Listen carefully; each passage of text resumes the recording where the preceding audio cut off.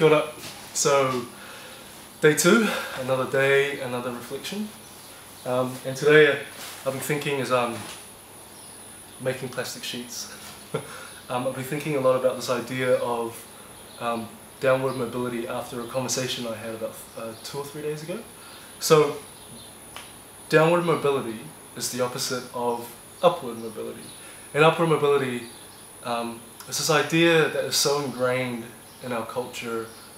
It's our story of success, that when we finish school, progress for us individually and success means bigger salaries, more influential roles, and building much bigger, building your little empire bigger and bigger and bigger, building your business, your program, your product, your service, whatever it is, your idea, your project, bigger, bigger and better.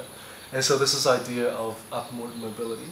And I want to talk to you about this idea of downward mobility, and perhaps an idea that my good friends and mentors have in some ways allowed me or freed me to take. So maybe I can start with a story. So here's a story about a kingdom and a king. And this king owned an epic, splendid, beautiful, glorious kingdom. It was the size of 3 Aucklands. I add that one in. So anyway, he will be so proud of his kingdom, right? That every week or 2 weeks, he will go down and have his parades. And in his parade, he will visit every corner and crevice of his kingdom. And he admire what he had, the work that he has done, everything that he has done.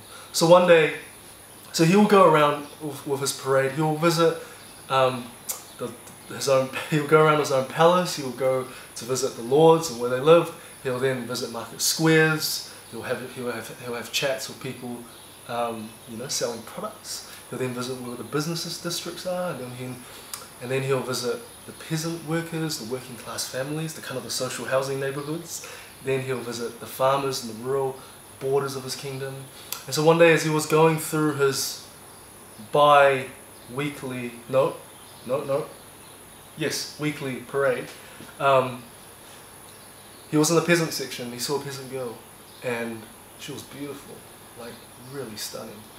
And it was like a double take moment for the king. It was like, and he was gobsmacked. Like he felt infatuated, and he felt it was love at first sight. So then he goes home, haven't talked to her properly. So he goes back to his palace, and for the next week he couldn't stop thinking about this girl, this peasant girl, the daughter of a peasant farmer. He obsessed over her a little bit, and a week he didn't sleep really well that whole week. And after that week, he was thinking to himself out loud in his palace. Hang on a minute, like I know I'm the king. Like I will go down there to meet her again. I will offer her to be my queen, and I will take her back into my palace. I will give her the most splendid room. I will shower her with the most splendid gifts. I will graciously give her the most splendid clothing, and surely she will not say no. And he was thinking about this, and he thought he was brilliant. He had this really good idea. And in the same room, he had his advisor, and his advisor was like, "Sir, if I may, Your Majesty, if I may, go ahead." And he goes, "Well, when you go, you can do that. When you go and visit her, what do you think is the first thing she's going to see? She's going to see, first of all, your loyal servants coming forward, blowing trumpets and carrying flags, announcing your arrival. The king is here, the king is here. Then she will see your cavalry, your men with swords and shiny armor, with all your glorious emblems. Then she will see your cavalry, your knights and your horses coming in this progression. Then she will see your golden chariot.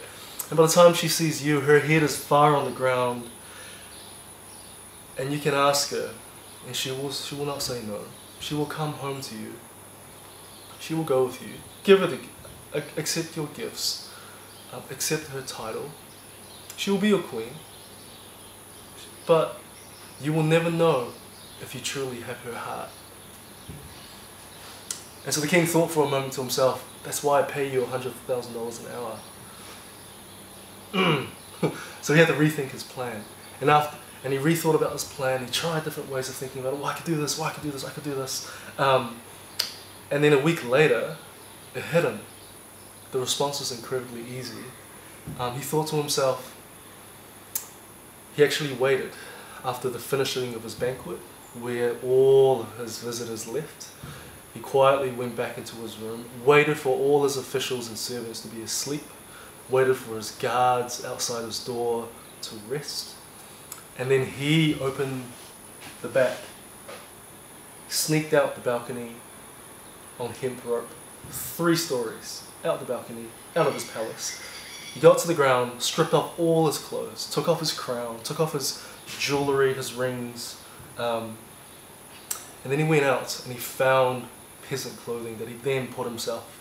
And then the story ends with the king in peasant clothing knocking on the window of the daughter of the peasant farmer, where he then tried to woo her as equals. So I think there are many nuances of the story, and perhaps upward mobility for what I'm trying to do personally and critical, for what we're trying to do personally and critical, is to set up offices in town, in Ponsonby, in Newmarket, get in with all the big names and the brilliant magazines, and then we might then grow our offices to New York and Paris and all these nice places. That's what upward mobility looks like for critical. For me, it would mean chasing a lucrative career, and I have the capability to do that if I wanted to. However, if that is what we did, it will take us away from the people we love, from the people who are so dear, from our community who are so special to us. And so, we're in Wesley Intermediate School, an epic, incredibly supportive and innovative intermediate school in the heart of our community. And it is here where we hope to stay. Even if one day, far away, we become a multi-million-dollar company, I think we still choose to stay and to work and to live from communities like this, if not from towns that don't have much going for them. And that is about downward mobility for us. Day 2, another reflection. Thank you for listening. See you later.